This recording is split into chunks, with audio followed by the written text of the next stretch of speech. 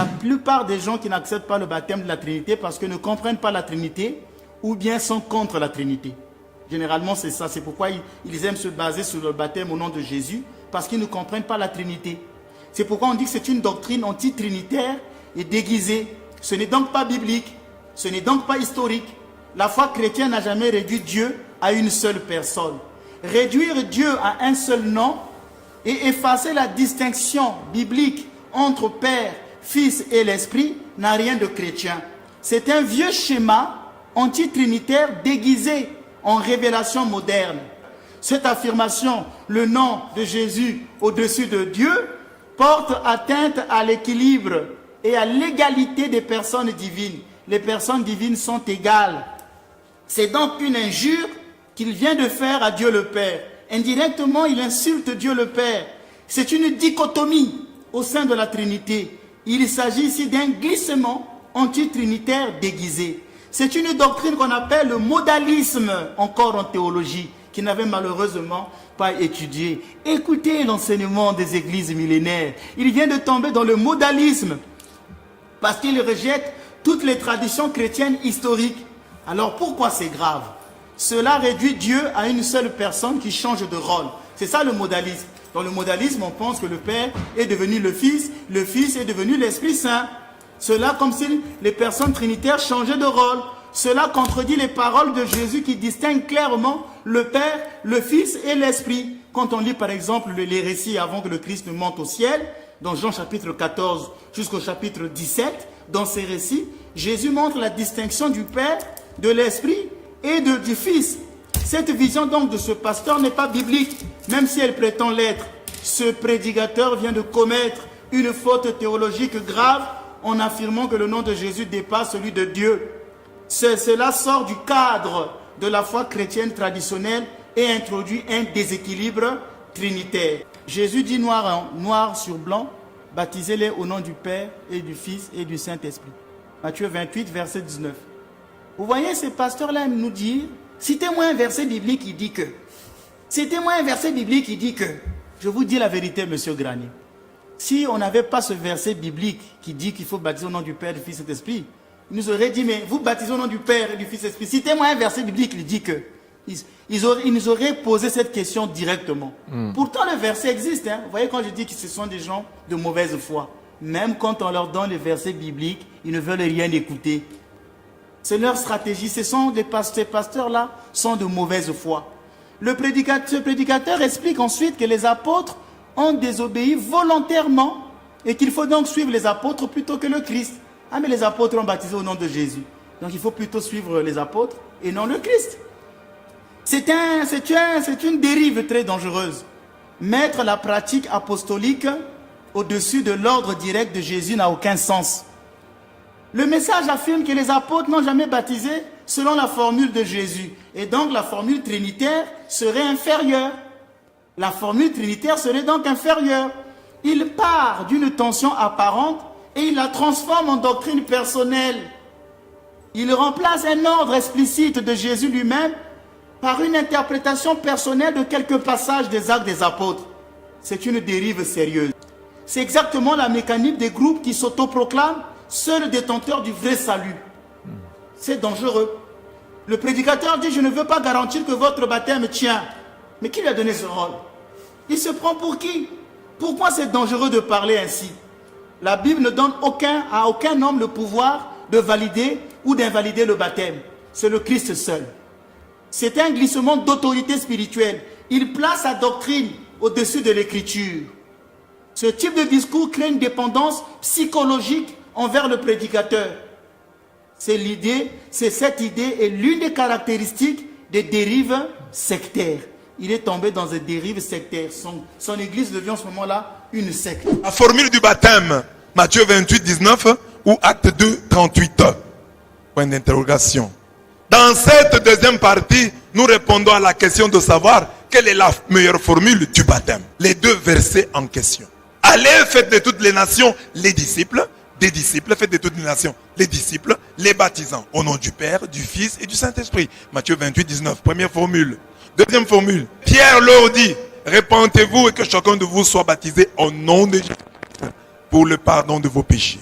les deux versets étant présentés, je vous présente maintenant la position des branhamistes, qui sont les grands tenants de cette thèse, qui, à les lire, on a l'impression que Jésus se serait trompé en disant en Matthieu 28, 19, allez, faites de toutes les nations des disciples, les baptisant au nom du Père, du Fils et du Saint-Esprit. Donc le débat est simple.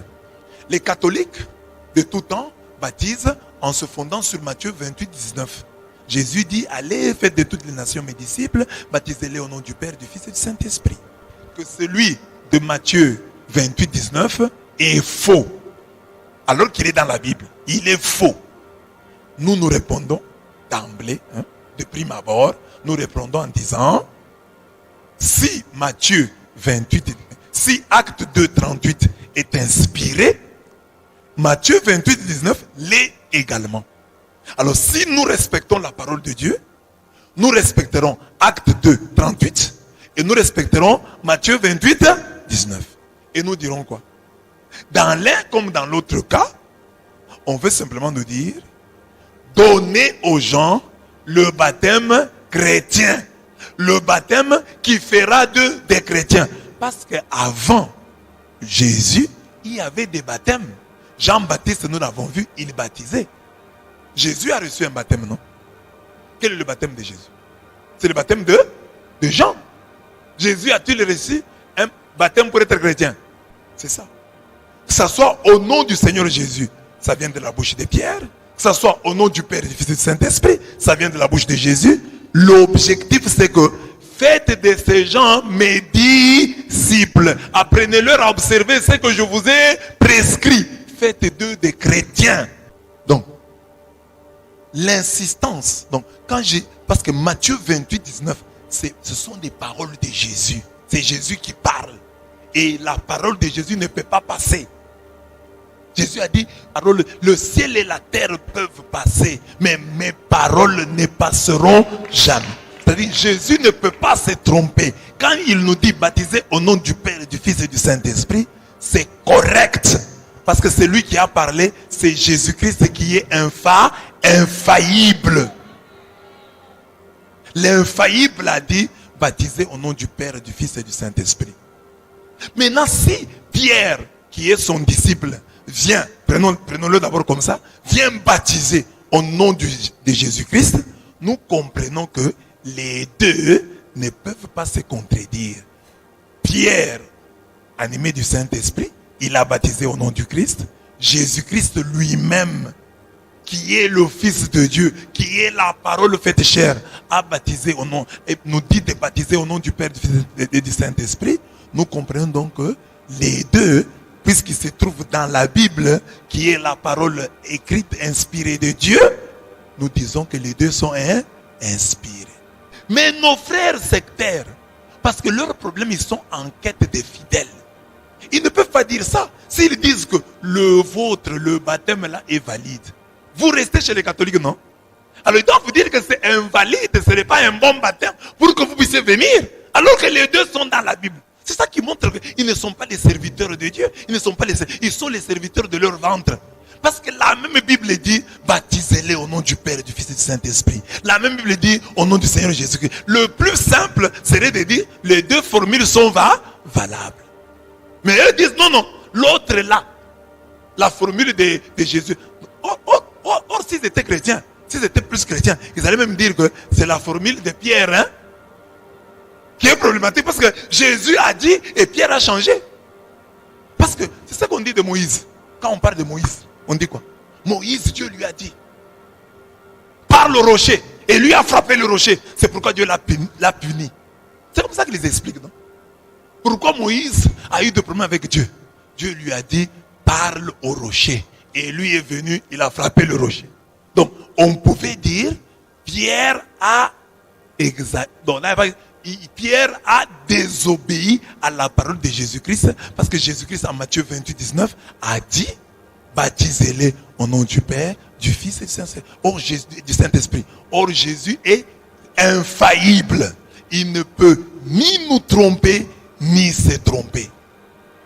Mais eux maintenant, au lieu même de dire, parce que s'ils avaient dit, Pierre s'est trompé, on peut accepter parce que ça honore Jésus. Au lieu de nous dire que les deux sont valides, on devait donc respecter Jésus et respecter Pierre. Mais il vient nous dire que ce que Jésus a dit là, c'est un faux baptême. Ah bon? Donc Jésus est venu d'abord, il a parlé aux gens du faux baptême. Et puis après il a dit, Pierre, toi tu vas venir, tu vas leur parler du vrai baptême. Lui, Jésus, nous parle du faux baptême. Est-ce que vous comprenez? Est-ce que vous comprenez? Tout à l'heure dans votre dit, vous avez dit que le baptême s'est fait au nom de Jésus-Christ.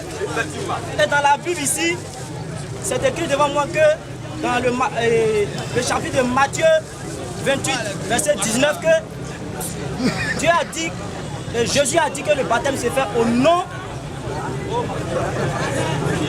du Père, du Fils. Voilà. Pas ça pour toi. Abba le croyant pacoti. La chrétienté moutonnière. Matthieu 28, le verset 19 à 20. Matthieu 28, 19 à 20. Écoutez le passage maintenant. Puis Jésus l'a dit.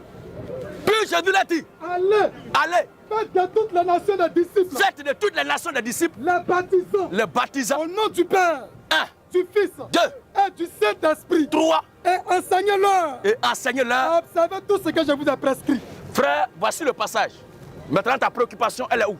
Ma préoccupation est que vous avez dit que le baptême s'est fait au nom de Jésus et non au nom des trois esprits cités. Oh! Au nom des trois entités citées. Ok. Il y a un peu une nuance, j'aimerais comprendre. Merci beaucoup. Cette question-là, même le pape, jusqu'à ce jour, n'a pas résolu ça. Amen. Le pape n'a pas résolu ça et c'est ça qui envoie tous les catholiques en affaire. Amen. Parce qu'ils n'ont rien compris dans ce passage. Donc la préoccupation qui soulève là. Oh, vraiment.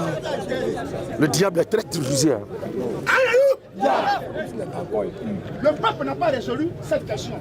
Et c'est elle qui conduit tous les catholiques en affaire jusqu'à ce jour. Donc, lui, il va aborder cette question tout à l'heure. Mais, chers amis, chers frères,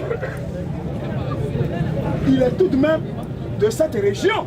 C'est votre frère, n'est-ce pas? N'est-ce pas? Il est de la région. Alors, il ne faut quand même pas se décarcasser comme ça. Hein? Alors qu'il est votre propre frère. Bon, je vais sacrifier un rituel, mais ça dit que je peux passer là-dessus. Tellement qu'il en veut par rapport à la préoccupation. Yes.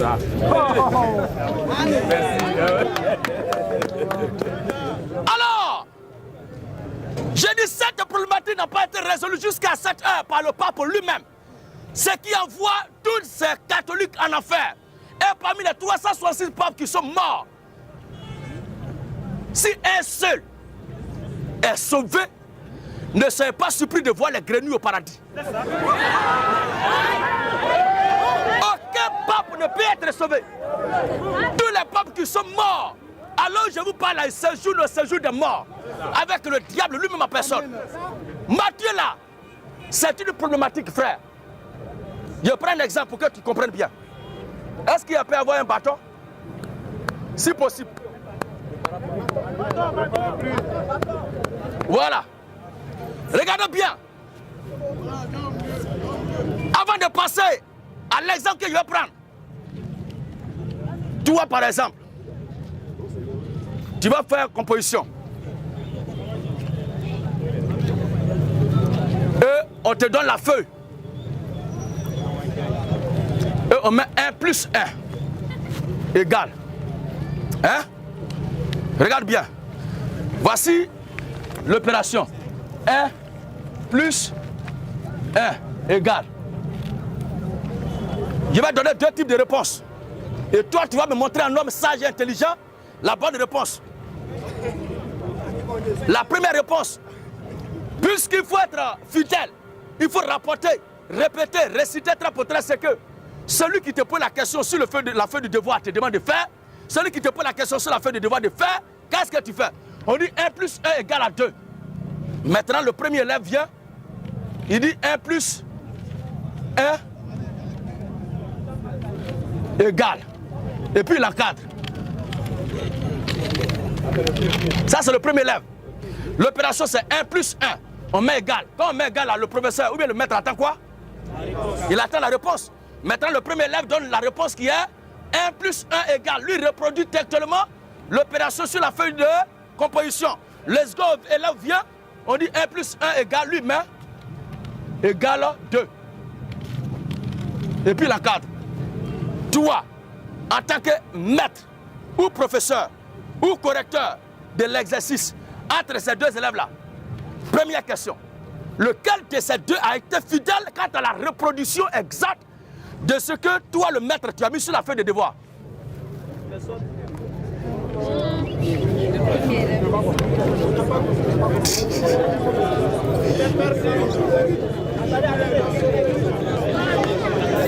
Alléluia! Je reprends. Faut bien sûr, faut te concentrer. Parce que cette question que tu as posée là, si elle vient du très fond de ton âme, la réponse va être déterminée par ce petit exemple-là. J'ai dit, tu es le maître, ou bien le correcteur, qui doit corriger une feuille de devoir. Et l'opération qui a été déposée, c'est 1 plus 1 égale. Quand on met égal là, en tant que maître, tu attends quoi des élèves? La réponse. La réponse. Maintenant, le premier élève vient. Il met aussi 1 plus 1 égale, et puis il encadre ça. Pour dire c'est sa réponse. Et le second élève vient, 1 plus 1, lui met égal 2, et puis il encadre. Je réponds à la question d'abord. Entre les deux élèves qui ont passé l'épreuve là, entre les deux, qui a été fidèle à reproduire textuellement l'opération telle qu'elle a été déposée sur la feuille de devoir? C'est le premier. C'est le... Il a été fidèle, il n'a pas contredit le maître, il a suivi à la lettre ce que le maître a écrit, et il a reproduit ça, il a encadré ça. Maintenant, la deuxième question, entre les deux là, qui a trouvé la bonne réponse? C'est le deuxième. Pourquoi? Parce qu'il a donné le résultat auquel le maître s'attendait. Il a donné le résultat auquel le maître, on acclame le Seigneur. C'est la même chose. C'est la même chose. Les catholiques là, les baptistes, les Foursquare, le pape avec ses adeptes là. Alléluia. Et quand la Bible a dit de baptiser au nom du Père, Fils et d'Esprit, ils sont allés reproduire textuellement l'ordre de mission. Comme on dit à un enfant, va à la boutique, va payer 3 sardines à mon nom. Toi, tu arrives devant le boutiquier, devant Diallo, et tu répètes ce que le vieux t'a dit trait pour trait. Va à la boutique, paye 3 sardines à mon nom. Est-ce que Diallo va se servir? Moi, je quitte là-bas. Je dis, mon père c'est Guy. Je dis, Guy dit, il veut 3 boîtes de sardines. Entre toi et moi, là, on va servir qui? Oh, tu as répété ce que le vieux a dit. Mais moi, j'ai fait sortir directement ce que on doit avoir pour avoir les boîtes de sardines. C'est la même chose. Ou bien sur une feuille de composition, quand on revient dessus. Souvent, là, on fait présentation. N'est-ce pas? Présentation du candidat. On met nom, prénom, classe. C'est pas comme ça? Ou maintenant, tu écris quoi là-bas? Où on met le nom?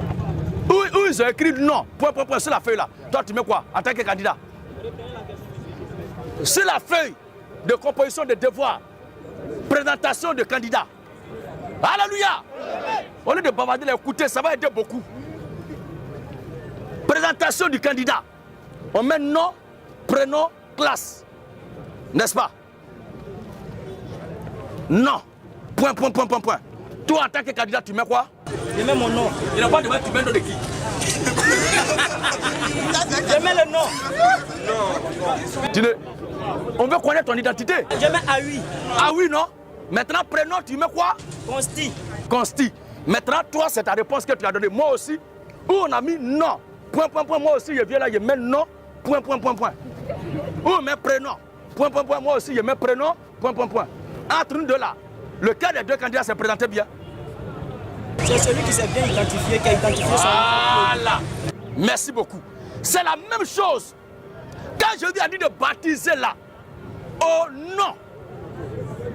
Je lui ai dit de baptiser au nom. Au nom. Donc. Alléluia.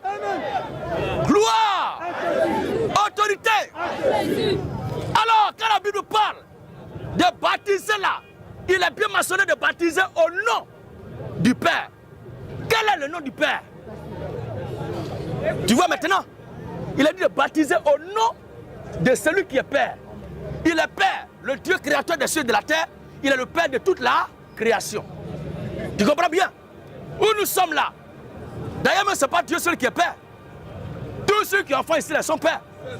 N'est-ce pas? Tous ceux qui sont ici là, ils sont Pères. Ou vous voyez appeler Père fondateur. Ou bien c'est pas ça? Le président Laurent Gbagbo a appelé le Père de la refondation. Ou bien c'est pas ça? Mais en disant Père de la refondation là, est-ce qu'il ne porte pas un nom propre? Quand on dit Oufo Boigny est le Père fondateur, est-ce que Père fondateur là c'est son nom propre? Il est Père fondateur de la nation. Mais quel est son nom, son identité réelle? Vous comprenez bien? Dans la Bible aussi, ce n'est pas Dieu seul qui a été présenté comme Père.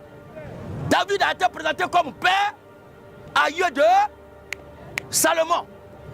David est le père de Salomon. En disant Père là, on aura affaire à plusieurs pères. Quand on dit fils aussi, Salomon aussi est fils de David.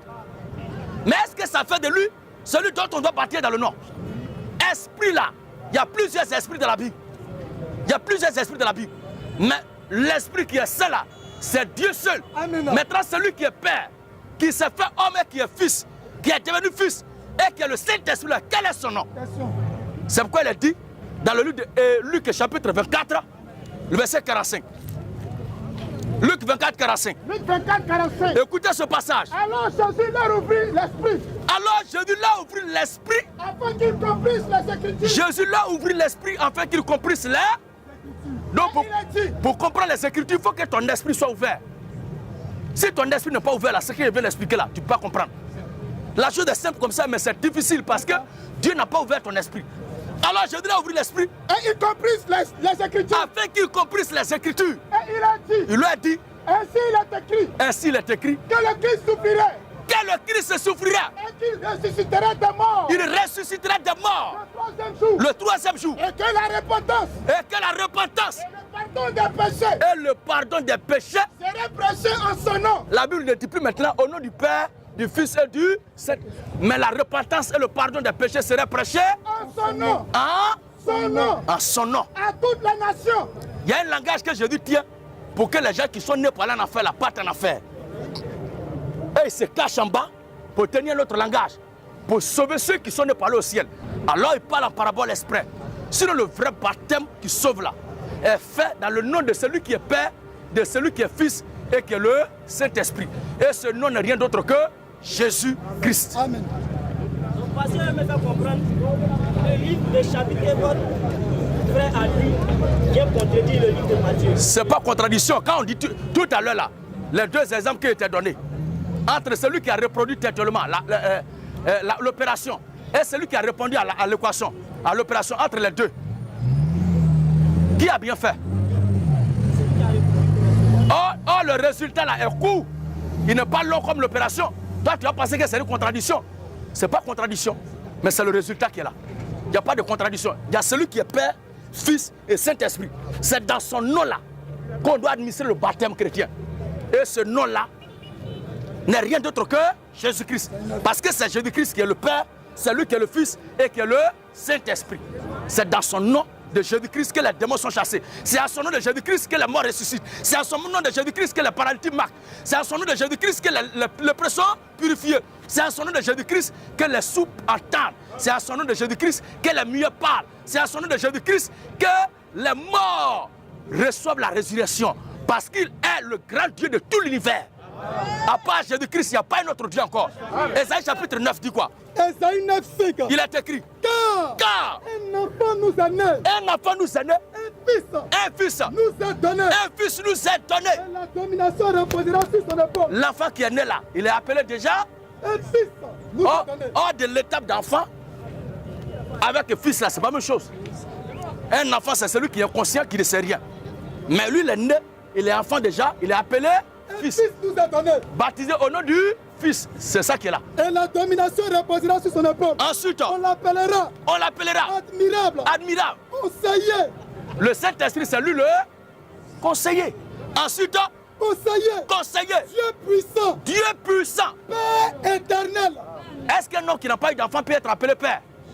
Qui Qui sont les enfants de Jésus pour qu'ils soient appelés pères? En réalité, c'est lui le père de la création tout entière. Alléluia. C'est pourquoi il regroupait en lui les 3 caractéristiques, les 3 filiations. Père, Fils et Saint-Esprit. Il est déjà la chose avant de naître. C'est pourquoi il demande maintenant de faire le baptême déclinant son identité réelle. Colossiens 3, le verset 17. Colossiens 3, 17. Colossiens 3, 17. Et quoi que vous fassiez, en parole, ou en œuvre, faites tout. Est-ce que le baptême là, c'est pas une œuvre? Est-ce qu'un baptisé, on ne prononce pas des paroles aussi? En parole Ou en œuvre, faites tout. Au nom du Seigneur Jésus-Christ. Il n'y a de salut en aucun autre nom. C'est Jésus-Christ qui est le nom qui est au-dessus de tout nom. C'est Jésus-Christ qui est le nom véritable, l'identité réelle de la divinité suprême. Alléluia. Alors frère, voici la réponse à ta question. Ok.